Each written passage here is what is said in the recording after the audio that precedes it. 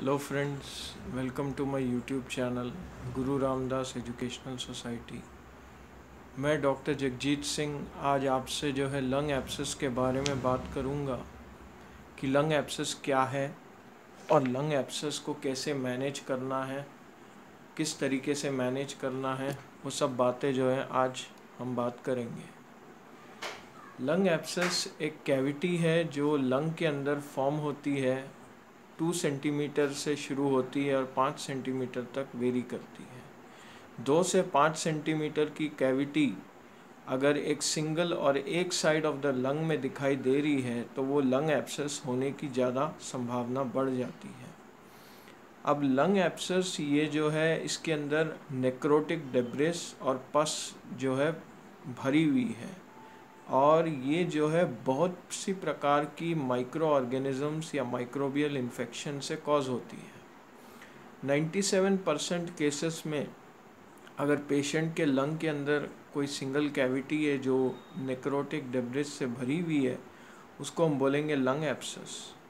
और ये basically anaerobic infection से होती है। एनेरोबिक इन्फेक्शन का मतलब ये है कि जैसे कि पेप्टोस्ट्रेप्टोकोकस हो गया, एक प्रकार का एनेरोबिक बैक्टीरिया, बैक्टीरॉइड्स हो गए, एक्टिनोमाइसिस हो गए और फ्यूजोबैक्टीरियम हो गया। इस प्रकार के बैक्टीरिया क्या कर रहे हैं, एक गड्ढा बना रहे हैं फेफड़े के अंदर, और वो जब इस प्रकार का पेशेंट खांसता है तो उसकी खांसी में एक प्रकार की फाउल स्मेल्स दिखाई देती है।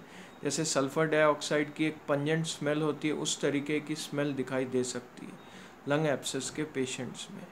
अब लंग एब्सेस 2 प्रकार के हो चुके हैं। एक हो गया प्राइमरी लंग एब्सेस और दूसरा हो गया secondary lung abscess. Primary lung abscess में क्या हो रहा है कि जो लंग की पेरेन्काइमल टिश्यूज़ है उनमें प्रॉब्लम हो जाने से लंग एब्सेस प्राइमरी है। और सेकेंडरी में क्या हो रहा है, मान लो कि कोई वैस्कुलर एम्बोली है या वैस्कुलर थ्रोम्बाई है, अगर उस वजह से उससे रिलेटेड अगर फेफड़े के अंदर इन्फेक्शन एंटर हो रही है और गड्ढा बना रही है, कैविटी फॉर्म कर रही है, तो उसको हम बोलेंगे लंग एब्सेस। वो हो गया secondary lung abscess. Lung abscess anaerobes के साथ साथ माइक्रो एरोफिलिक बैक्टीरिया है। माइक्रो एरोफिलिक बैक्टीरिया मतलब 50 या 60% ऑक्सीजन पे जो माइक्रो ऑर्गेनिजम्स सरवाइव करते हैं उसको बोलते हैं माइक्रो एरोफिलिक बैक्टीरिया। और जैसे कि स्ट्रेप्टोकोकस मिलेरी जो एक प्रकार का माइक्रो एरोफिलिक बैक्टीरिया है, वो एक लंग एब्सेस बना सकता है। अब हो गए एरोबिक बैक्टीरिया। एरोबिक बैक्टीरिया जैसे स्टेफिलोकोकस ऑरियस हो गया, स्ट्रेप्टोकोकस निमोनिया हो गई, माइकोबैक्टीरिया भी हो गया, और सुडोमोनास हो गया, क्लिप्सेला हो गया, हीमोफिलस इन्फ्लुएंजा हो गया। ये पूरे एरोबिक बैक्टीरियाज हैं। ये भी लंग के अंदर एब्सेस बना सकते हैं। और ये लोग कहाँ एब्सेस बनाएंगे, ये लोग अपर लोब की जो पोस्टीरियर सेगमेंट्स है उसमें बना सकते हैं, या लोअर लोब की जो एपिकल सेगमेंट्स है उसमें एब्सेस ज़्यादा कॉमनली दिखाई देते हैं। 70 से 80% लंग एब्सेस का डिस्ट्रीब्यूशन इस तरीके से दिखाई देता है। अब लंग एब्सेस फंगाई भी बना सकता है। कुछ फंगाई है जिसको हम बोलते हैं एस्परजिलस फ्यूमिगेटस और कैंडिडा एल्बिकेंस। ये 2 प्रकार के फंगस हैं। ये भी लंग में एक एब्सेस, एक गड्ढा बना सकते हैं। अब जब गड्ढा लंग में बन जाता है तो उससे क्या है, सांस लेने की तकलीफ़ होगी, खांसी हो सकती है। खांसी का जो स्पूटम है वो फाउल स्मेलिंग हो सकता है, नाइट स्वेट्स हो सकते हैं, लेथार्जी हो सकता है, चेस्ट में पेन हो सकता है, शॉर्टनेस ऑफ ब्रेथ, सांस लेने की तकलीफ़ दिखाई दे सकती है। तो इस प्रकार के सिम्टम्स हम लंग एब्सेस के पेशेंट्स में आम तौर पे देख सकते हैं। अब लंग एब्सेस में क्या हो रहा है, मेन पैथोजेनेसिस ये है कि कोई ना कोई चीज़ ऐसे, जैसे कि हमारे जो माइक्रोबियल फ्लोरा है ओरल कैविटी के अंदर, अगर वो एस्पिरेट हो जाए ट्रेकिया के थ्रू, ब्रोंकस के थ्रू लंग के अंदर, तो उससे भी लंग एब्सेस बन सकता है।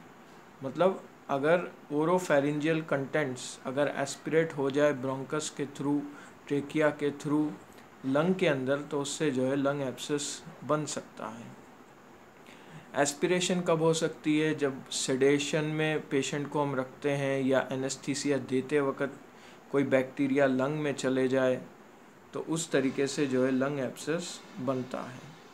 Lung abscess alcoholic K patients में 50 से 60% केसेस जो अल्कोहलिक्स हैं उनमें लंग एब्सेस जो है दिखाई दे सकता है। और उसके साथ साथ लंग एब्सेस जो है वो decay products, dental decay products से एसोसिएटेड है। 33% केसेस में जो है वो डेंटल डीके प्रोडक्ट्स से एसोसिएटेड है। अब जब हम एग्जामिन करते हैं इन पेशेंट्स के चेस्ट का, तो उस पे हमको क्या दिखाई देगा? परकशन दिखाई देगी जो डल रहेगी और ब्रोंकियल ब्रेथ साउंड सुनाई देंगे। नॉर्मली लंग्स के अंदर वेसिकुलर ब्रेथ साउंड सुनाई देते हैं, पर क्योंकि पैथोलॉजी होने की वजह से, लंग में गड्ढा बनने की वजह से वहाँ पे जो है ब्रोंकियल ब्रेथ साउंड्स हमको सुनाई देंगे। लंग एब्सेस जो है वो स्प्रेड भी हो सकता है, एक सेगमेंट से दूसरे सेगमेंट में, लंग के सेगमेंट में जा सकता है। ऐसी 10 सेगमेंट्स हैं राइट लंग के अंदर, और लेफ़्ट लंग के अंदर 9 सेगमेंट्स हैं। तो कहीं ना कहीं वो सेगमेंटल डिस्ट्रीब्यूशन भी हो सकता है। अब लंग एब्सेस जो है एस्पिरेशन निमोनिया की वजह से हो सकता है, नेक्रोटाइजिंग निमोनिया की वजह से हो सकता है, ग्रैन्युलोमैटोसिस विद पॉलीएंजाइटिस एक वैस्कुलाइटिस की कंडीशन है जहाँ पे ब्लड वेसल्स इन्फ्लेम हो सकते हैं, वहाँ पे जो है लंग एब्सेस बन सकता है। कुछ प्रकार के ट्यूमर्स है, लंग ट्यूमर्स है, जो मैंने वीडियो में बात की थी, जैसे कि हो गया है अपना प्राइमरी स्क्वैमस सेल कार्सिनोमा। तो प्राइमरी स्क्वैमस सेल कार्सिनोमा में क्या हो रहा है? प्राइमरी स्क्वैमस सेल कार्सिनोमा में जो है पैराथायरॉयड हार्मोन की सिक्रीशन हो रही है, और उसमें जो है हाइपर कैल्सीमिया हो रहा है, और साथ ही साथ लंग एब्सेस भी दिखाई दे सकता है। लंग एब्सेस मेनली जो है एल्डरली पीपल में भी दिखाई दे सकता है, क्योंकि उनके अंदर बहुत सी चीज़ें हैं, जैसे लंग्स की कंप्लायंस कम हो जाती है। कंप्लायंस मतलब उसकी जो एक्सपेंशन है वो कम हो जाता है, और उसकी एक्सपेंशन कम होने की वजह से जो है डिस्टरबेंस हो जाती है इलास्टिसिटी और कंप्लायंस, दो वेरिएबल्स के बीच में, और उसकी वजह से जो है लंग एब्सेस बन सकता है। अब हम किस तरीके से डायग्नोस करेंगे लंग एब्सेस को, उसको समझना ज़रूरी है। लंग एब्सेस को हम डायग्नोस कर सकते हैं सीटी स्कैन करके, और हम जो है लंग एब्सेस के पेशेंट्स में अगर एयर फ्लूइड लेवल दिखाई दे रहा है, तो इसका मतलब ये है कि लंग एब्सेस रप्चर हो रहा है ब्रोंकाई के अंदर। ठीक है, लंग एब्सेस फट रहा है, उसकी कैविटी फट रही है, और उसके जितने भी कंटेंट्स है वो ब्रोंकाई के अंदर डिस्चार्ज हो रहे हैं। और हम लंग एब्सेस के पेशेंट्स के अंदर इन्फ्लेमेटरी जो मार्कर्स हो गए, ESR एरिथ्रोसाइट सेडिमेंटेशन रेट और CRP सी रिएक्टिव प्रोटीन्स, इस तरीके के इन्फ्लेमेटरी मार्कर्स जो है बढ़ जाएंगे। इन पेशेंट्स के अंदर हम ट्रांस ब्रोंकियल और ट्रांस ट्रेकियल एस्पिरेशंस करेंगे, और उससे हम पता लगाएंगे लंग एब्सेस के बारे में।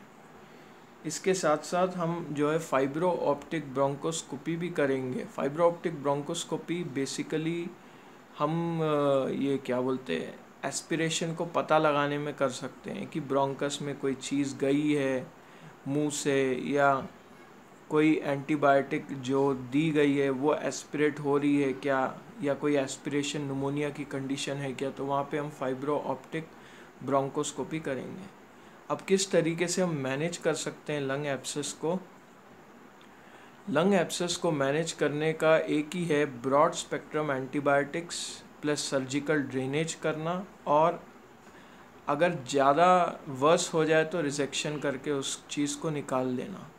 ब्रॉड स्पेक्ट्रम एंटीबायोटिक्स में हम क्या देंगे? अगर एनएरोबिक बैक्टीरिया रहा तो वहाँ पे हम मेट्रोनिडाज़ोल या क्लिंडामाइसिन देंगे, और अगर एरोबिक बैक्टीरिया रहा तो वहाँ पे हम बीटा लैक्टम्स या सिफेलोस्पोरिन्स देंगे, और अगर एंटी फंगल ड्रग्स देंगे अगर वो कैंडिडा एल्बिकेंस या एस्परजिलस फ्यूमिगेटस से हो रहा है।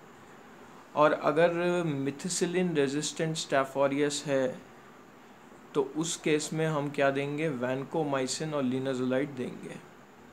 तो ये हो गया लंग एब्सेस के बारे में। अब लंग एब्सेस में प्रोग्नोसिस है, 5% मोर्टेलिटी रेट हो सकता है। और मोर्टेलिटी रेट कब होगा, जब लंग एब्सेस के पेशेंट में अंडरलाइंग बीपी की परेशानी हो या शुगर की परेशानी हो या कार्डियोवैस्कुलर कोई प्रॉब्लम हो जाए, जैसे करोनरी आर्टरी डिजीज़ हो जाए, उस तरीके की प्रॉब्लम्स हो जाए, स्ट्रोक हो जाए, तो उस तरीके की प्रॉब्लम में, या लंग ट्यूमर हो जाए, लंग कैंसर हो जाए, उस तरीके की प्रॉब्लम्स में जो है ना प्रोग्नोसिस ख़राब हो सकता है। मतलब पेशेंट में जो हीलिंग टेंडेंसी है, जो इम्यून सिस्टम का इन्वॉल्वमेंट है, वो जो है अफेक्ट कर सकता है। और इसी वास्ते इन पेशेंट्स को एंटीबायोटिक्स से ही ठीक होना चाहिए। तो ब्रॉड स्पेक्ट्रम एंटीबायोटिक्स 95% केसेस में जो है सर्वाइवल रेट 100% कर सकते हैं। आज के लिए इतना ही काफ़ी होगा। मैं और भी अच्छी वीडियोस लेके आऊँगा। Thank you very much. Please मेरा चैनल शेयर कीजिए और सब्सक्राइब कीजिए। इन चीज़ों को समझिए और अपने जीवन में हाइजीनिक कंडीशंस में रहें। Stay home, stay safe, stay healthy. Thank you.